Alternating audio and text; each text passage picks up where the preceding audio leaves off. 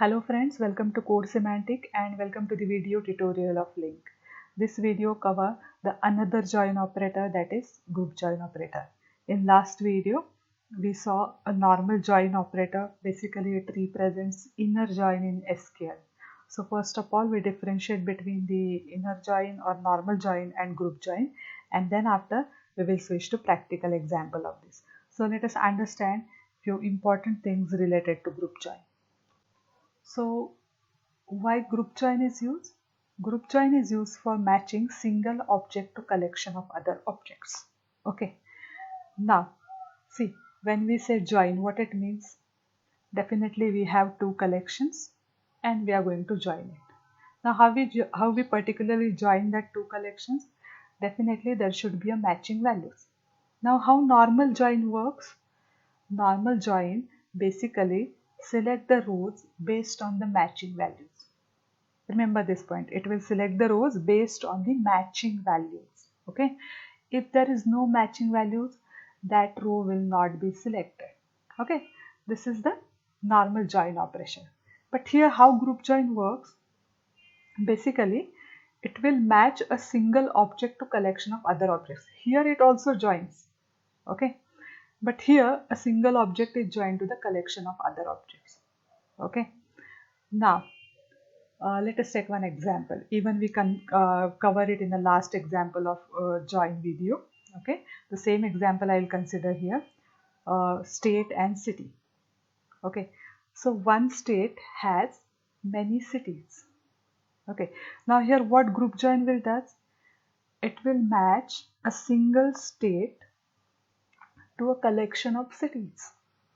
Okay, I hope you got this. Okay, means basically it join also and as well as it will group also.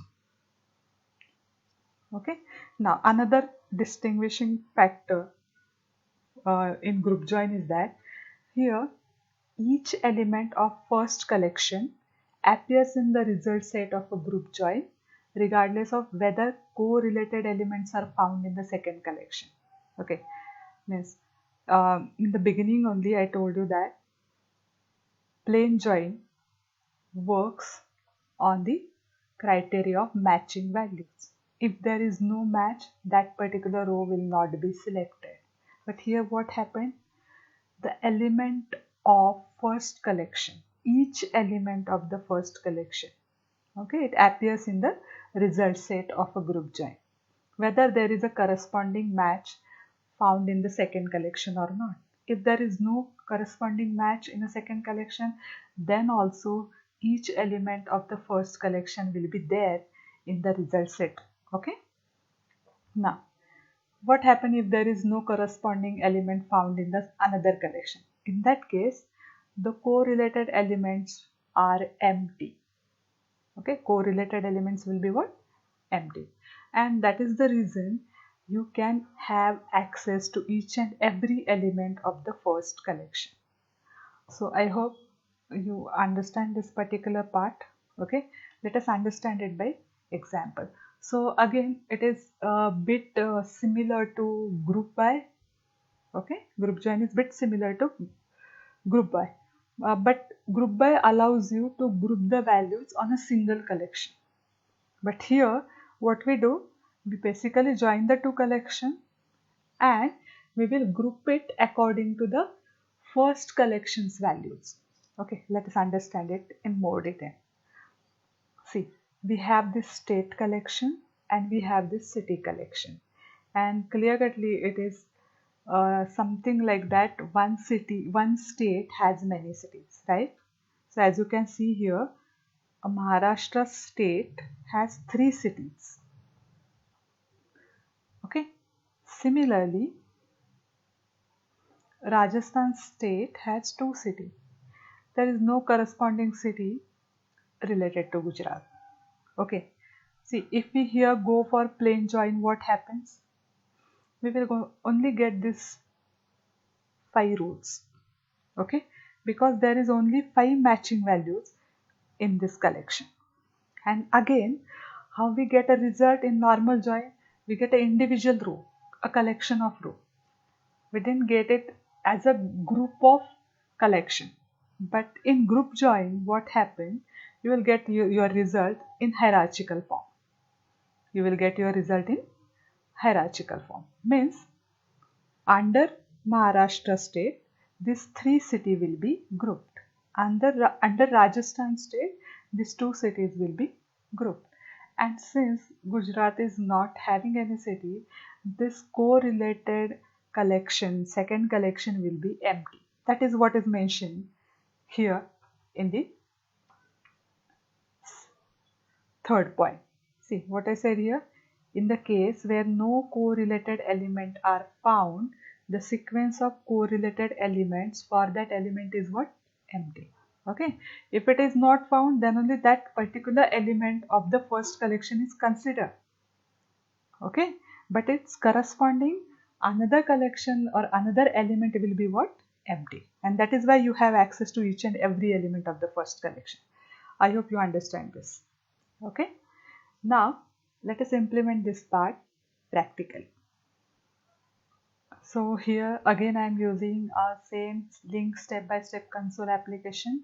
I have added this GroupJoin OPR CS file. We actually use these two classes for the join examples also. So the same classes I am going to use here. So I am not going to explain this part here. Okay. So we already seen it in the join operator video. So as I said you, one state has many cities, right? Okay. So according to that, we have specified the data, and as you can observe here, there is one matching field between two collection, that is state ID. Okay. Here is also there is state ID, and here is also there is a state ID. So remember this thing, whenever you are performing any join operation, there should be a matching criteria field, otherwise you won't join. Okay. Now here I have given call to the get all method of both the classes. I have collected it in my collection, that is LST state and LST city. So here first of all we are going to understand group join using method syntax, and then after we will see the query syntax. Okay. So here let me declare the resultant variable.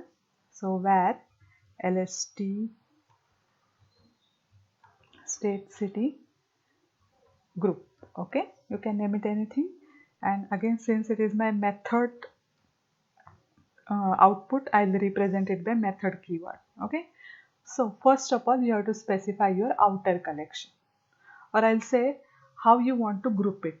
If I want to group it by city, I'll specify the city collection first. If I want to group by state, I will specify the state collection first. But logically, in this example, we have to group by it by state. Why? Because, or group join it by state. Why? Because one state has many cities. Okay. So here I'll specify my state collection as a outer collection, which is represented by LST state here. Then there is directly one method, that is group join. Okay. Then after we have to specify the parameter of this. Now what is the parameter? First parameter is I enumerable T inner. Okay, means I have to specify the inner collection. So what is my inner collection? My inner collection is city. Okay. Then after I have to specify the key field criteria, means on which key I am going to compare this collection. So what is my key? As I told you, it is state ID. So this is outer key selector. Means first of all we have to specify the key field of state, and then after we have to specify the key field of city. Okay, on which we are going to perform the match. Okay, so again it is in the form of func. So S goes to S dot state ID, comma C goes to C dot state ID. So this is our matching criteria. Okay, based on this we are actually matching our both the collection. Now what is the next argument? Next argument is actually which value you want to select from your collection. So unlike our normal join operation, here it is a little bit different. As you can see here, what is my output? My output is state and IEnumerable collection of inner type of data. Now here my inner type is what? It is of type city. See, in join, here this will be a single value, it is not a collection. But in case of group join, the second argument is actually a collection. Okay, so since these arguments are two arguments, so s comma, let me say cities. Okay, and then after, here you have to specify the values that you want to select using anonymous tag. Okay, so I want to select the state, and whatever cities are there, I'll cities only. That's it. Okay, now let us observe the data type of LST state city group method. Means this is our resultant data, right? So what is the type of it? So let me type few words of it so I can determine the data type here. See, what is the data type? Data type is state S, and under it there is IEnumerable cities. Means under one state, many cities are what? Group join. Okay, so let us print the result. So for each where say group in LST state city group method. So as I said, there are multiple cities under single state. So here we have to use nested for loop, a nested for each loop. Why? Because we have a collection of say state and city collection. Okay, so this is itself an collection. This is itself an collection, right? See, what is the data type? IEnumerable apostrophe A means this is itself a collection, and its apostrophe A means anonymous data type is of type what? Status and IEnumerable cities. Okay, so my outer loop will gives me the value of state. Let me print it s dot, sorry, it is not s, g dot s. Okay, and s is of type state, and then after I get state name. Okay, what we selected here, we just not selected state name, we selected the entire state object. So this is an individual row in our group. From that group there is one state, we just pick that state name, and now we are going to pick the city name inside that state. Okay, so again I have to iterate through for each loop. Okay, so where c in g dot cities, okay, in our group field there is s and cities properties, so we are just iterating through it, that's it. And now we are going to print the city name. So each and every city will be collected in C, and here we are just going to print the city name only. So here I'll say C dot CV. That's it. Okay, so we're done with this part. So let us execute it, but before that let me check whether I set the startup object correctly or not.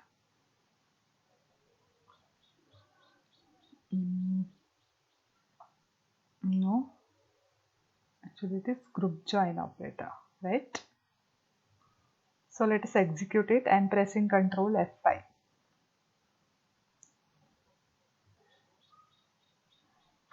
See here, Maharashtra. Under Maharashtra there are 3 cities, Pune, Nasik and Mumbai, and under Rajasthan there are 2 cities, and under Gujarat there is no city. Okay, so just what will I do? Just to differentiate this, I'll just give one tab here, /t plus. Okay, so my city name will be printed properly just by keeping some space, so you can understand that these are these are state, and these are the cities under this state.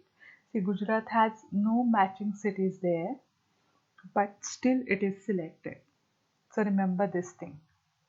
Okay, though there is no matching collection available in the another set or another collection, then also each and every element of the first collection is selected. I hope you understand this. Okay.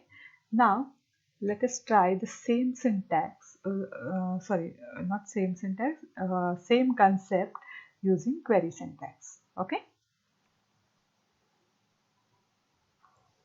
So query syntax is somewhat similar to our join operator.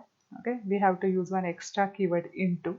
There is no group join operator for this. Okay, that's why it is bit difficult to understand the group join syntax using query syntax. That's why I completed the method syntax first, and then after I'm going to tell you about the query syntax. Okay, so let me declare one object or collection. So lst state city group. Now this time we will name it as query. Okay, so from s in lst state, here also we have to specify the outer collection, inner collection. Okay, and definitely the outer collection will be the one by which you are going to group the inner collection value. So remember this thing: join c in lst state. Okay, on which field you want to join? S dot state id equals c dot state id. Okay, one more thing I want to clear here, that this name can be different. Remember this thing. Suppose you just name it here as state id and in city collection you name it as sid, then also it is okay. Okay, it does not mean that name also match. Actually the matching is done based on the values. Okay, then after, here you have to specify the into keyword. Okay, and you have to collect all your cities in some collection, and for that you have to give the name. So let us name it as my cities. Then after, you have to specify the select clause. Okay,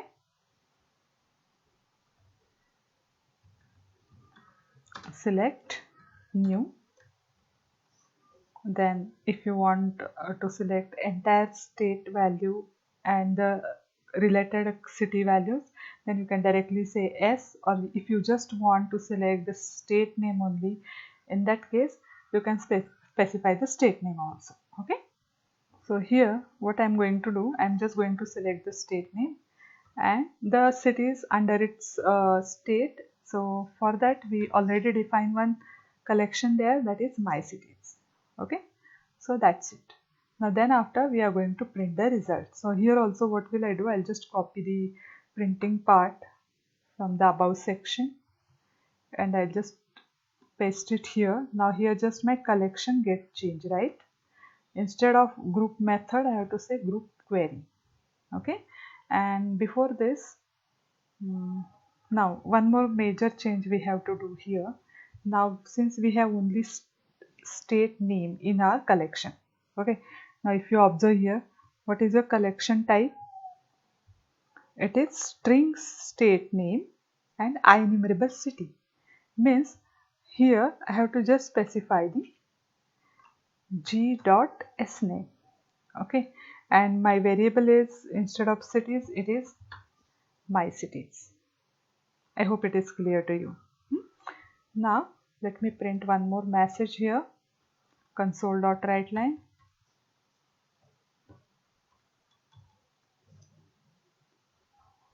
Right, so let us observe the output. I'm just pressing Ctrl F5. See, definitely both the output is going to be same. This is the query syntax output and this is the method syntax output. So I hope you understand this. So basically whenever you want this kind of hierarchical structure, you will use group join.